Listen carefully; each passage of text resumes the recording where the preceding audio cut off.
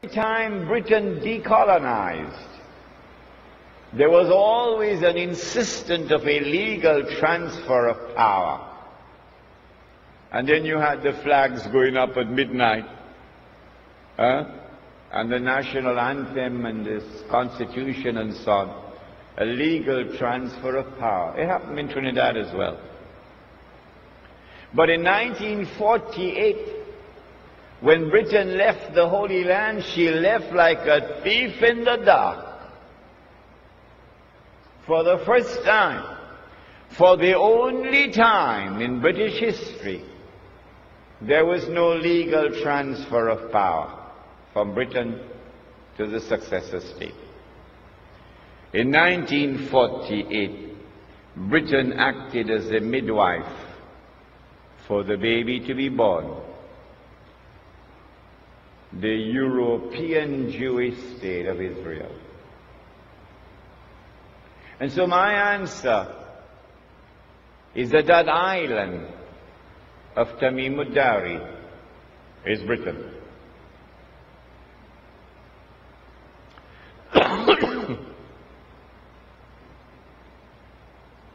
The Prophet said, sallallahu ta'ala alayhi wasallam, about Dajjal,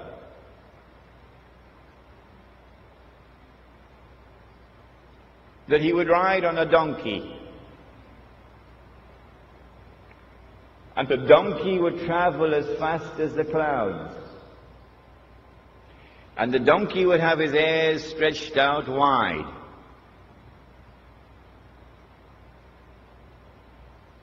My opinion, which I hope you will share with me, is that that donkey is already here in the world. This is religious symbolism with which we began the lecture. The donkey is the modern aircraft.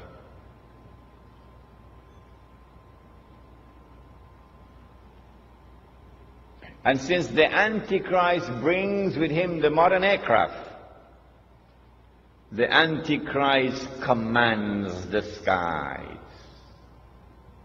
You cannot compete with him or rival him in power in the skies above. He said that the Antichrist will step into the ocean and the water would reach him up to his knee. Again, I want to suggest to you that we are dealing with religious symbolism here. It is not to be understood literally as a donkey. It is not to be understood literally as a man who is a few miles tall.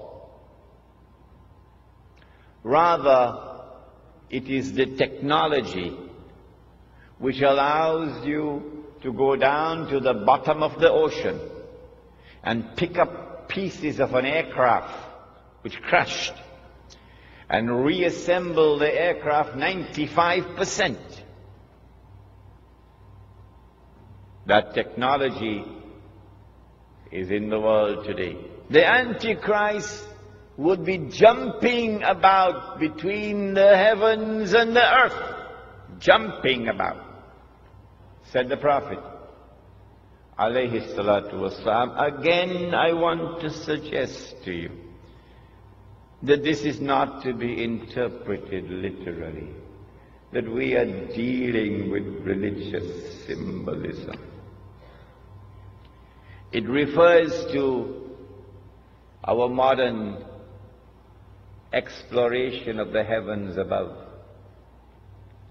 The satellites that go around the earth and the shuttle aircrafts that go up and down. In fact, in all of these we see pointers towards a scientific and technological revolution which would sweep the world. And the mastermind behind that scientific and technological revolution is the Antichrist. He said that the earth would yield, the earth would yield its treasures to Dajjal. Now, go back home and study British history, as I am doing now, and you would see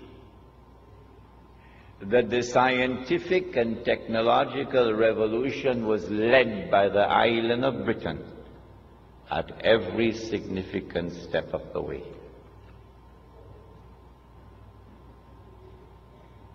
The earth would yield its treasures to Dajjal. Last year,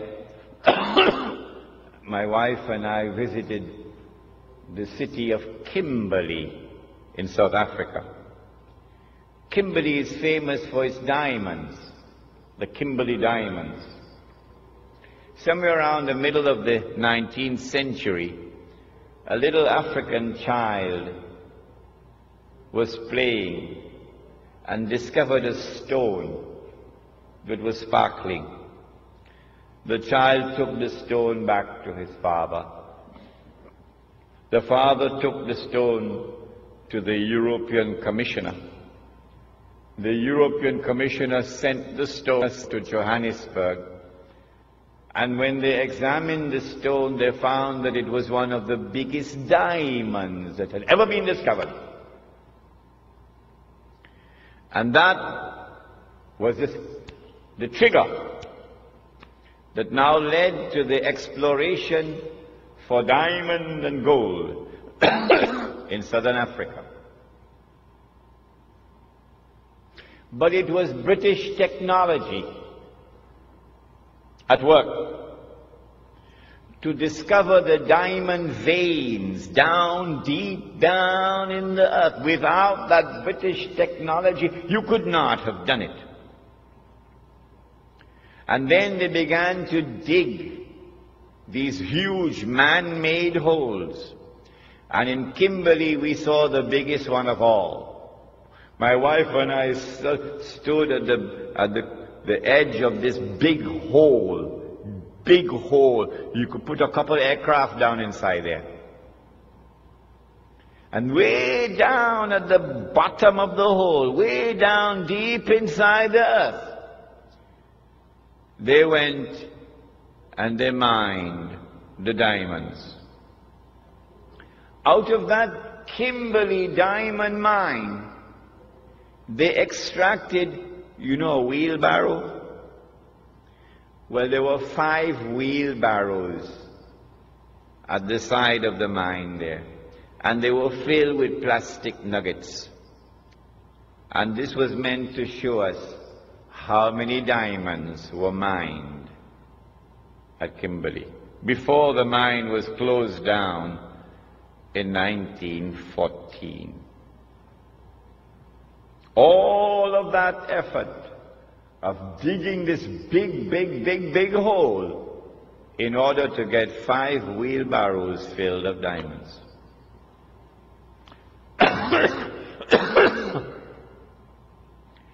In 1914,